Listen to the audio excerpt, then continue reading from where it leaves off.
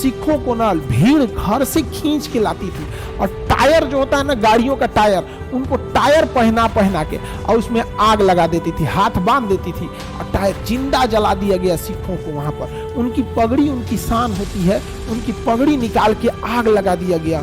जाति पे घमंड करने वालों, अपनी जाति पे बहुत घमंड है ना, तो अपने धार्मिक जगहों पे 1 साल लंगर चला के दिखा देना, सारा घमंड उतर जाएगा।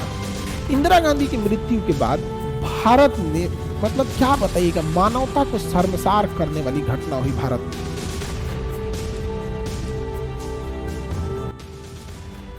उन्नीस 1984 का स्वर्ण मंदिर,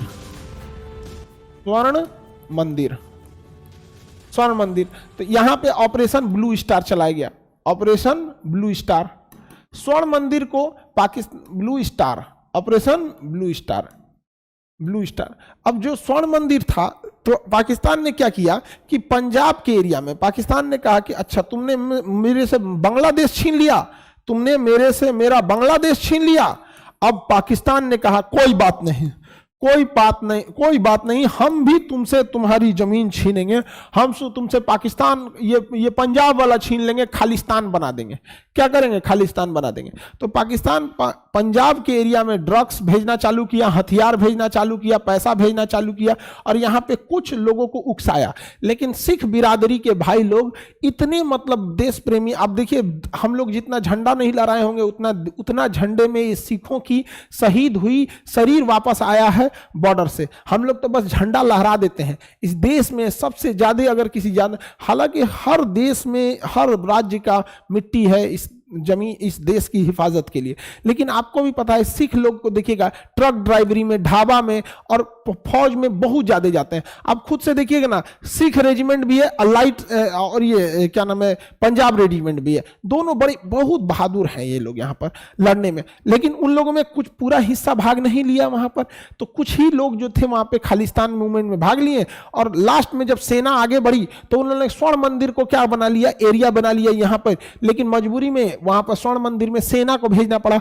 हालांकि जहां तक हम सबको लगता है कि किसी के भी धार्मिक जगह पे सेना नहीं भेजना चाहिए था, लेकिन मजबूरी उस समय की रही होगी इंदिरा गांधी की, क्योंकि स्वर्ण मंदिर हो जाए, किसी का मस्जिद हो जाए, या फिर मंदिर गिरजाघर, अच्छा जो भी उग्रवादी टाइप के लोग हैं, जो भी ये चल, तो खुल के लड़ लो भैया, सामने लड़ लेना चाहिए, किसी धार्मिक जगह पे नहीं छुपना चाहिए। बड़ा आराध्य जगह होता है यहाँ पे। तो उसके बाद जब वहां गए थे, तो उसके बाद से ऑपरेशन ब्लू स्टार चलाया गया। ऑपरेशन ब्लू स्टार के बाद वहां पे बहुत सारा खून खराबा हुआ, जिस वजह से इंदिरा गांधी के मतलब वहां पे ना बहुत ज्यादा कम्युनल राइट्स भी हो गए थे। थोड़े बड़े लेवल के थे, पूरे भारत लेवल के नहीं थे, वो रीजनल लेवल के थे। लेकिन उसके बाद क्या हुआ ना कि जब ये घटना हुई, तो वहां पे इंदिरा गांधी के 2 गार्ड थे, सेवंत और बलवंत करके, ऐसे उन्होंने इंदिरा गांधी को गोली मार दिया। जबकि आईबी ने कहा था कि आप इन गार्ड्स को हटा दीजिए, आपको जान को खतरा है इनसे।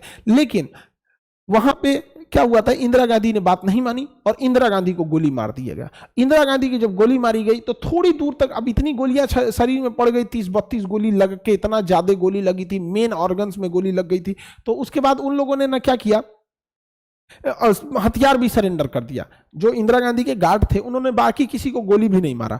इंदिरा गांधी को मारने के बाद पूरा पिस्टल से मारा, एक तो कार्बाइन से लेकर मारा, पूरा भून के रख दिया यहाँ पे। अब सोचिए जो एनएसजी कमांडो में रहेगा, जो इंदिरा गांधी के गार्ड में रहेगा, तो फिर बताइए उसकी तो गोली मारने की स्टाइल या फिर एक्यूरेसी बहुत बेहतर होगी। फिर इंदिरा गांधी की मृत्यु हो गई।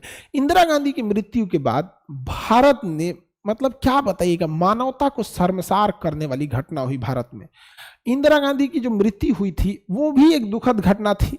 किसी प्रधानमंत्री को मारना कहीं से उचित नहीं है, लेकिन उसके बाद स्वतंत्र भारत ने अपना पहला मर्यादा नांग दिया।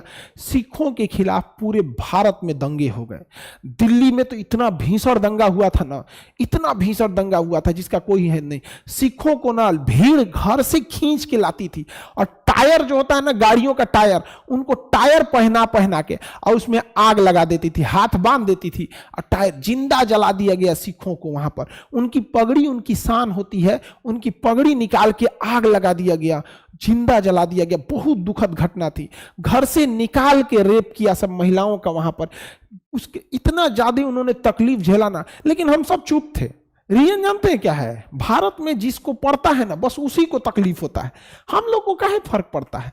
ये बहुत दुखद है भारत के लिए। मतलब वो सिखों का था तो सिखों का दर्द बस सिख ही समझे। यहाँ पे हम लोग तो चुपचाप बैठे थे तो कोई बात नहीं। अजीब अजीब घटना है। जलते एक तो का है ना, जलते घर को देखने वालों फूस का छप्पर आपका है, आपके पीछे तेज हवा है, आगे मुकद्दर आपका है। तो याद रखिएगा, दूसरे इस सब का एक दिन देखना पड़ेगा। और ये भारत को नहीं समझ में आया यहाँ पर। तो ये लोगों ने देखा इतनी बुरी दुर्घटना हुई थी कि सिखों के लिए पटना हो गया, दिल्ली हो गया, जहां सिख बहुल एरिया था वहां पे लोगों ने घर में घुस के उनकी संपत्तियां लूट ली। मतलब इतना मास मर्डर हुआ था जिसका कोई हद नहीं। यहाँ पे छोटे छोटे बच्चों को काट दिया गया, हत्या कर दी गई। अच्छा, जब भी ये जब भी वायलेंस होता है ना, कम्युनल राइट्स होते हैं, सबसे ज्यादा तकलीफ किसको झेलना पड़ता है? छोटे बच्चों को। वो बेचारे डर जाते हैं, भाग नहीं पाते हैं। और औरतों के साथ, उनके साथ रेप कर दिया सब यहाँ पे। और कहीं कहीं लोग भागे, लोग कोई भेष बदल के भागा, कोई अच्छा इंसान था, उसका पड़ोस में कोई हिंदू था, कोई मुस्लिम था, उन्होंने छुपा लिया, नहीं ये मेरे घर की बेटी है, मेरे घर की बहू है, ऐसे करके जो पगड़ी बांधे थे लोग, वो लोग तो पकड़ में आ गए। यहाँ पे लोगों ने उन्हें अपने घर में छुपाया। ऐसे देखो, हमारे देश में ना अच्छे लोगों की भी कमी नहीं है, लेकिन दिक्कत क्या है ना कि अच्छे लोग थोड़ा शांत रहते हैं, और 2-4% ये सुपर हरामी टाइप के लोग हैं ना, यही बाहर घूमते रहते हैं और ये पूरे देश को बदनाम कर देते हैं। उन लोगों ने भी हेल्प किया वहां पर, लेकिन क्या कीजिएगा, जब इंसान ही जानवर बन जाए तो कौन बचाएगा? बहुत तकलीफ झेला उन लोगों ने। लेकिन आज भी ना, जिन लोगों ने उनका घर जला दिया ना, आज भी अगर उनके घर में ऊपर वाला अगर श्राप देगा, बदुआ देगा, अब भूखे मरेंगे ना वो चोट्टे जिन्होंने इनको जला दिया था जिंदा, तो सिख के गुरुद्वारा में जाएंगे तो वो भूखा नहीं लौट आएंगे। उनको खाना खिला के, भर पेट खिला के, और जितना उनके घर में खाने की औकात नहीं होगी ना, उससे बेहतर खाना वो गुरुद्वारा में देते हैं। वहां ये नहीं कि एगो लड्डू फोड़ो 20 आदमी को आटा दो, ऐसा नहीं होता है। जो शुद्ध खाना आपके घरे नहीं नसीब होता होगा ना, वहां मिलता है। शुद्ध देसी घी में कभी गुरुद्वारा जाके देखिएगा। धर्म अगर देखना है ना, वाकई में देखना है ना, जाके सिखों का देखो, वो होता है इंसानियत का धर्म। बाकी लोग में एगो कहीं पेंट मारना है तो 40 आदमी से चंदा ले लो। आप कभी सुने हैं सिखों से 365 दिन शुद्ध घी में लंगर खिलाने वाले कोई इसमें से खड़ा होकर कह दे कि आपको किसी सिख ने रोक के चंदा मांगा होगा? कोई कह दे इसमें? अरे वो उनके अंदर मानवता है, आत्मसम्मान है। यहाँ पे समझ गया कि नहीं आ गया? हमने यहाँ तनी देखिए ना, तनी एगो कोनो काम हो पहले देखिए ना, यहाँ पे एगो तो सोच रहा ट्रक, बस, गाड़ी, सड़क सब रोक देगा, इतना दीजिए उतना दीजिए, और खत्म होने लगे वही एगो लड्डू में 25 आदमी को हटा देगा। सब लोग किसी चीज में। तो सिखों से जी, अच्छा देखिए हम लोग को क्या खामियाजा भुगतना पड़ा 1984 में जब सिखों के खिलाफ दंगे हुए थे तो सारी दुनिया चुप थी। सिख लोग बेचारे ने कैसे सहा? तो आइए अभी देखते हैं 1993 में जब कश्मीर में हुआ, जम्मू कश्मीर में कश्मीरी पंडित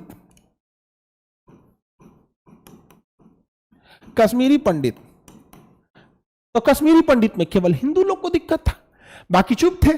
चुप रहो, वो कहते हैं ना, जलते घर को देखने वालों फूस का छप्पर आपका है, आपके पीछे तेज हवा है, आगे मुकद्दर आपका है। तो सब लोग चुप थे। चुप रहो, आओ आओ अभी रुको, लो देखो 2002 अहमदाबाद मुस्लिम, लो शांति से बैठे थे लोग ना।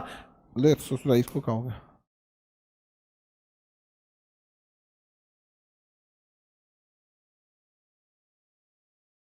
मुस्लिम लोग शांति से बैठे थे। क्या यहाँ पे देखो, देखिए अगर इस सिखों के दंगों पे ये हिंदू और मुसलमान सब मिल के सड़कों पे आए रहते चुपचाप, यहाँ पे लो कोई बात नहीं, कोई बात नहीं, लो सुनो 2023 मणिपुर ईसाई हो गया। ये क्या क्या निकल जा रहा है जी इधर से, समझ में गया? मणिपुर अपनी अपनी बारी का इंतजार कर रहे हैं। हमारी जाति क्या है, हमारा मजहब क्या है। जाति पे घमंड करने वालों, अपनी जाति पे बहुत घमंड है ना, तो अपने धार्मिक जगहों पे 1 साल लंगर चला के दिखा देना, सारा घमंड उतर जाएगा। अपनी जाति मजहब पे घमंड करने वालों, 1 साल अगर लंगर चला के खिला के दिखा दिए ना, तब समझ में आएगा कि जितना बड़ा कलेजा सिखों का है, किसी ने दिया है, किसी को दिया ही नहीं। यहां पर चला के देख लेना। हमारी बात बहुत खराब लगती है, क्योंकि खराबे लगने के लिए बोलबे करते हैं, समझ जाना लोग। यहां पर बोलेगा लोग, यहां इंतजार करो अपनी बारी का। अभी किसी का बच गया तो भी इंतजार करो अपना, आएगा तुम्हारा भी, आएगा आएगा यहां पर। आप बताओ जरा सोच के, सिख दंगों से केवल सिखों के प्रॉब्लम है। अब बताओ कितने हमारे समाज के हिंदू या मुसलमान, ईसाई, जैन को सुने हैं कि वो सिखों के लिए आवाज उठा रहा है कि गलत हुआ था 84 में? नहीं, कोई नहीं आवाज उठाएगा, वही बेचारे आवाज उठाएंगे। कश्मीरी पंडितों के लिए केवल हिंदू लोग आवाज उठाएंगे।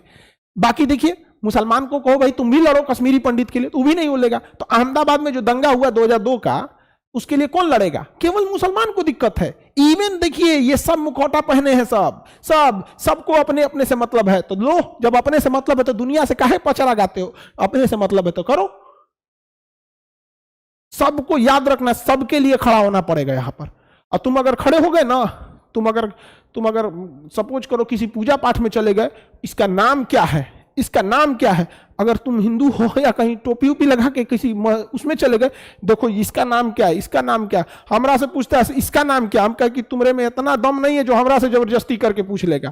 प्यार से पूछो, इज्जत से, एकदम इज्जत से अकड़ के पूछोगे ना, तो धूरा उठाएंगे यहाँ पे जमीन पे से। अब मुंह खोल के राखी लगा के खींच लेंगे जबान, हमको समझ में आ गया? ऐठ हमारे सामने नहीं। एक से एक बताओ, यहां पर कितना दुख की बात है ये सब चीजें। हमको किसी धर्म से वो नहीं रहता है। अभी हम गए थे बोध गया, अभी आ रहे हैं हम यहाँ अजमेर से, यहाँ पे थार मरु स्थल होते हुए, अब वहीं पुष्कर ब्रह्मा जी का मंदिर है। हमको इस सबसे नहीं रहता है, यहाँ पे बहुत गलत होता है। यहाँ पे ये देखो, ये स्वतंत्र भारत में ये क्या शोभा देता है? इतने बड़े बड़े दंगे, मणिपुर का हो गया, चाहे अहमदाबाद का हो गया, या कश्मीर का हो गया, या सिखों का हो गया। देखो सबको अच्छा गौर से देखना, सबका अपना कहानी है। कहानी जिस दिन हम सब मिलके एक दूसरे के लिए लड़ने लगेंगे, उस दिन ये देश सुधर जाएगा।